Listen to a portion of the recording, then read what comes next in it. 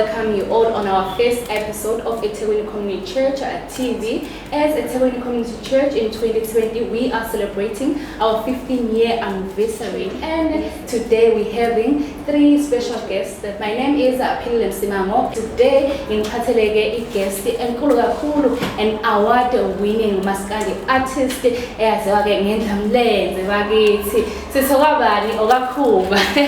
Ukonagana lana ke endlini zethu zokusakaza sikubingelele kuba sikamukele kona ke izindlu zomsakazo eThekwini Community Church. Ngiyabingelela kakhulu ngokukhulu nje kuyithoba ngiyabingelela nje kakhulu kubabukeli bonke laba sibukele khona ngibingelele nakuwe ntokazi. It's such a great honor to have you like in Ethekwini Community Church. Mhlawumbe nje siqala ukuthi what brought you here today njengoba udecide ukuthi cha ake ngivuke namhlanje ngiyovakasha lapha ekhaya lami eThekwini Community Church. Engingakusho nje kakhulu ngathi kubalekile ukuthi uma ngabe umuntu ophilayo emhlabeni uhlale ubuye ukhumbule ukuthi awuyidalanga kodwa ukhona uNkulunkulu yena owahlela ukuthi kubalekile ukuthi uphile uze emhlabeni. So bengase ngithi njengoba ngine album yami ekhona engikhiphile i-latest inhlobo nesixhanti kubalekile ukuthi futhi ngizoyethula ebandleni ngoba ikakhulukazi kuleli bandla linamalungu amaningi futhi uthandayo uMaskandi nanokuthi nje ukuhlala lokhu sibiza ivakashele izindlu zeyinkonzo ukulalela isithombe esithi mangabe ucula uMaskandi kuba sengazuthi umuntu mhlawumbe ongawazana ukuthi ubheke ngaphi umnyango.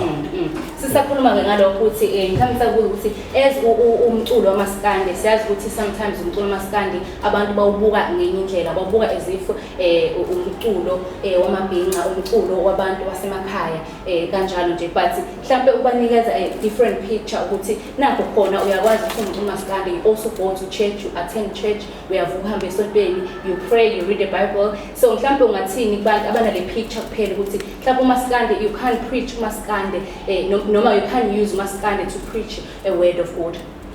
Engakubalula kakhulu lapho ukuthi njengoba ungibona ngila namhlanje we are trying a lot ukuthi sisibulale leso sithombe sokuthi kube ngazi uMaskandi owabantu abangasondelani uNkulunkulu abangazani noNkulunkulu. Siyabulala lokho ikakhulukazi ukubona umculo waMaskandi usoculwa nabantu abasha. Lokho kukhuzela kakhulu ukuthi umculo waMaskandi ungabi iside elilodwa kodwa ungene kuzo zonke indawo. Futhi umculo waMaskandi akuwona wamabhinqa kuphela, owawo wonke umuntu ophilayo emhlabeni ngoba uya entertainer nawo. uMaskandi mhlambe ongofani ngoba usufaka ama instrument owathola nawe eminye music eminye futhi ethandwayo. So uMaskandi ke uyikhonsile ukuthi uyathanda kakhulu ngoba ungahamba yonke uhlobo lomculo la eNingizimu Afrika awukho umculo othanda njengoMaskandi ngoba abaculi baMaskandi banabalandeli ababalandelayo ongeke ukuthole lokho kwabanye abaculi bakwezinye inhlobo. So ngathi nje umuntu osakholelwa ekutheni uMaskandi owamabhinqa kuphela usesemuva yena ngoqobo lwakhe. uMaskandi owawonke umuntu ophilayo osemhlabeni. Yes, sisezwa kakhulu kabanzi naye album lena enengoma lezo 14 kusetshenziswe kakhulu ithi ke inhloko nesixhanti. Mhlambe usithathe nje usifake ngaphakathi kuyona ialbum lena ukuthi usebenze nobani, uyenze kanjani, nokuthi ke mhlambe isikhathi kangakanani sikhona, nokuthi mhlambe ufisani ngayo le album nje okusiphumile manje. But since uplana nokuthi uyafisa ukushintsha indlela abantu abacama ngayo ngoMaskandi, and lokho uplane ukuthi nikwenze kanjani as ama-artist amaskandi. Mhlambe ngizoqala kuyona album ngisho ukuthi inenyanga nje ngathi zinyanga nje ezimbili egcwele ikhona irelease ngomhla ka-29 November December nje noJanuary siqala inyanga yesithathu manje ikhona. Ngisebenze lapha nabantu abahlukahlukene abaningi engababala cishe kushonila engingasho nje ngithi kodwa wenziwe laphana kwayani ngisebenzele uSuthane engineer bayazi abantu abaningi abanayo album bayibonile la ngaphakathi ukuthi obani abantu engisebenza nabo kanjalo ngoba abaningi kakhulu iskimi esikhulu kakhulu. So engingakusho ngathi ngokuyinhlelo kusuka manje kuya phambili ngihlele ukuthi ngiphushe le album ingene zonke indawo njengoba ngila namhlanje ngizobona amalunga nawe bandla ngiwathulela ukuthi cha kunomsebenzi omuhle kangaka abangawujabulela ingoma nje zu-14 ungayithola eyakho nawe ngekuchaza omningi ngoku-album ngoba vele ngiyazi ukuthi abantu abaningi sebenayo futhi abanye abantu sebeyithenga okwesibili abanye abantu basazohamba bayoyithenga abangayifuna bengayithola ey'tolo zonke lezi ey'dayisa umculo sonke lesitolo esidayisa umculo la eNingizimu Afrika uzithola album ngawu-music angawuchat music ungawudakota kuma-digital stores uzofike futhi uyithole kubantu abanama-iTunes oDeezer nje maningi nje ama-digital stores bengakwazi ukuthi bengene kona bekwazi ukuthi beyithenge. Bezela-ke nawe umukeli lapha ekhaya sihlelana-ke kanjani-ke uKhuzani owaziwa-ke laphana-ke ngendlamlenze khiphe i-album emnandi kakhulu ethi-ke inhloko nesixhanti usivakashele-ke nakanjani lana-ke Ethekwini Community Church as we are celebrating our 15th year anniversary as ibandla laseThekwini. Mhlampe-ke sesiyigoqa nje mhlampe kukhona ongafisa ukusho kubantu basekhaya especially to abantwana abasafika eThekwini abangakafundi izinto ey'ningi abangabazi lutho mhlampe ukuthi kubaluleke ngani to attend church nokuthi mhlambe bamukele kangakanani eThekwini Community Church. Engingachaza nje ukuthi kubalulekile ukuthi mhlambe mangabe umuntu usafika endaweni noma ungaphethwayeni uqikelele abangani ongababazi kahle. Umuntu usithatha isinqumo sokuthi umngani wakho qala uyinikeze isithuba sokumbheka ukuthi yini ayidingayo ungabe unayo le vision wena onayo ngoba kuthiwa inyoni zohlobo olulodwa zindiza ndawonye.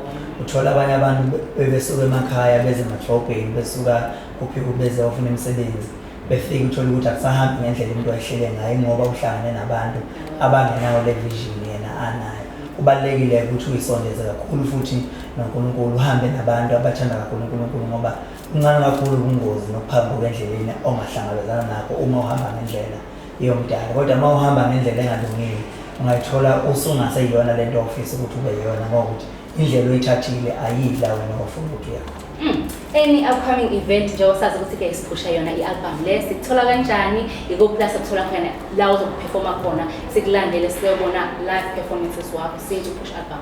Ngizocela abantu belapha ngaleyo mniningwane belandele i-page lami bengangilandela futhi nalapha ku-Instagram uKhuzani Mpungose bekwazi ukuthi bethole ama-update noma bengilandele ku-YouTube channel Khuzani King Dlamlenze Mpungose besubscribe bephinde futhi bengilandele lapha uKhuzani King Dlamlenze Mpungose ku-Facebook bazobona nje umuntu onama followers more than 80,000 bese-ke more than 180,000 bese baya-like lapho i-page ila bazothola khona wonke ama-update ngoba mangingawasho la ngizogcina amanye ngiwakhona.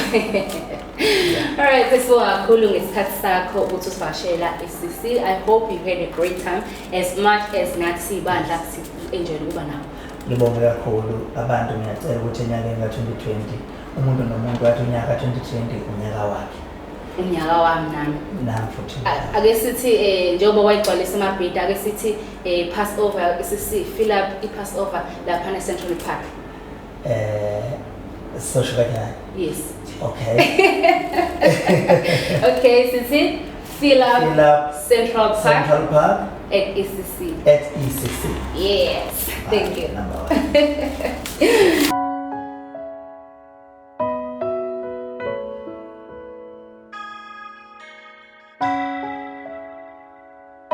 To Ethekwini Community Church TV ngaphansi komholi kaMama noBaba uBishop Dube. Laphandle-ke sinayo our second guest la ngaphakathi the very own church boy. Siyamazi kakhulu-ke waduma kakhulu laphana-ke kuma-social network eqala ukuposta ivideo yakhe laphayana sacela-ke ngoba sayithanda into esaseyibona and we asked more ukuthi-ke aqhubeke awaposte kanjalo-ke ama-video wakhe kuma-social media. Khona-ke nanjani lana endlini zethu Ethekwini Community Church sikubingelele sikwamukele konake lana endlini zokusakaza. And we get a name but Sibonga kakhulu Mpungose. I was waiting for that phrase actually. Mhlawumbe siqale ekuqaleni who is uChurch Boy? Kubantu nje abangabazi oqala ukubona uChurch Boy ngamanje eThekwini Community Church TV. Right. Now uChurch Boy, my real name is Simunye, Ethekwini. I grew up in a township as a Bangeni, it's called Ethekwini, and right now I stay in Joburg. That's to cut things short. But I'm just a boy, you know, from church. Well, now I'm married, So ngikhulele esontweni as a young boy from Sunday school, you know everything. So hlale ngisesontweni, everything that I know nje kakhulu is about church.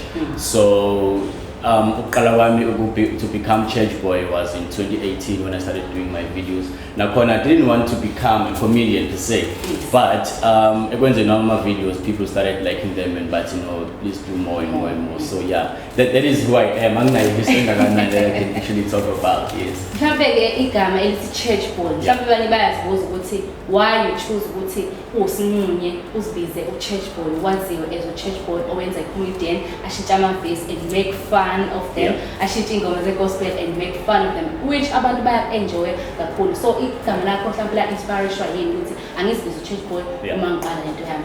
Well, I like the fact that you are saying ukuthi ngazibiza, because abantu abaningi bayaqanjwa, you know, abantu abaningi bayawathola ama-stage name from people and their friends, but mina I came up with the name because of my content, basically, because comedy is merely based on church. And then I didn't want to come up with a name that people are used to, so I called myself Church Boy, you know, so that people will always look at me as that young boy. It's okay, I'm short anyway. So yeah, but and also my idea was, you know, we've always been serious at church. Now I was that serious Christian since I was saved. But then I realized that no, church is not about being serious. It's all about knowing God and believing, and then be friendly to people. So I decided, no, let me make jokes, and then people will laugh without also violating the word of God and also stepping on the toes of Christians. So yeah, that's what Church Boy is about. We are learning at the same time. It's really The face when you do lama video wakho, akusichazele ukuthi why uthi wenza and have that face you do every time wenza ama video. The face comes from the fact that everyone relates to it. Right? Because sikhule kanjalo emasontweni ethu makukhulunywa kunaleya nto le so it's basically about whatever I say, it must also relate to the face and the expression, you know, because I mean, now since ngisemncane I always observed ukuthi abantu mabe ngaphandle kwesonto bakhuluma kahle, but mase bengaphakathi bathi ayibonga boss. So we have that thing njengabazalwane, so it came from that, this facial expression. Abantu abaningi bathanda yona ke more than anything. It's very different. Yeah. Mhlambe ke sesigoqa nje mhlambe since sila Ethekwini Community Church and we are celebrating a 15-year anniversary. Mhlambe kubaluleke ngani to know the culture of your church. Njengoba sazi ukuthi lana is Ethekwini Community Church sihambisa kakhulu phambili ukuthi abantu abathandane, sikhulisa ngabantu ukuthi they must love each other. Mhlambe wena kubaluleke ngani ukuthi know your culture yasesontweni? Yeah, I mean, firstly, kunesisho sezulu sithi imizi ayifani. So imizi mayingafani, you know, different congregations, I would like to call it, they have different ways of doing things and what they believe in. So ikubalulekile ukuthi wherever you belong, you understand what is happening in the house, because that's what keeps you there, because you understand your ground. And for every person who is inside their house, it's very important to understand their own culture. Why am I different to the other church? Why am I not going to another church? It's because of 1, 2, 3. So I like also in and what you believe in, as you say, it's love, you know, and accommodating one another. I love the church of EECC because I've always observed they don't cast out abantu, you know, just normal people, but they accommodate them in many ways. I mean, today you have the first guest, the Gibona Maskandi. That's brilliant, because abantu abasemasonto and they're like, Maskandi, you know. But then we're accommodating, and by so doing, people come inside the church and then we strike the word of God, and you know the work is done. I believe that's brilliant. So ngikhuluma ngokuthi uvakashele Ethekwini Community Church namhlanje, mhlambe ama plans akhona nokuthi ke khona yini oma plans onawo right now ofisa ukuthi nathi as abathandi bakho siphushe sikwazi ukuthi sithola kanjani futhi. Excellent. Yabona ke lapho. On the 28th of February, singaka nje ukuthi kune show ka Church Boys obe khona at Center in Durban. So amathikiti akhona atholakala web ticket. It's a comedy show, but it's called Clean Jokes. Clean jokes. with church boy comedy show. You know what that means. So you know, but only about jokes, but banenkinga yokuthi njalo masiya kuma comedy shows ukuthi abantu they use a language that is not friendly, you know, most of the time. But clean jokes basically means ukuthi everyone will be accommodated. Izobe ingekho lento yokuthi ibe harsh to people. So it's friendly, the comedy is clean. So that's my plan. Going on and on, I'll be doing these shows all over the country. Mathikithi siwathola kanjani and on social media uthola kanjani? Web tickets, Phakathi Pick n Pay, they are 120. Those are the tickets. And then on social media, on Instagram, Simunye Church Boy. Simunye Church Boy also on Facebook. And also on YouTube, Simunye Church Boy. Thank you so much for your time and visit Ethekwini Church. Thank you so much.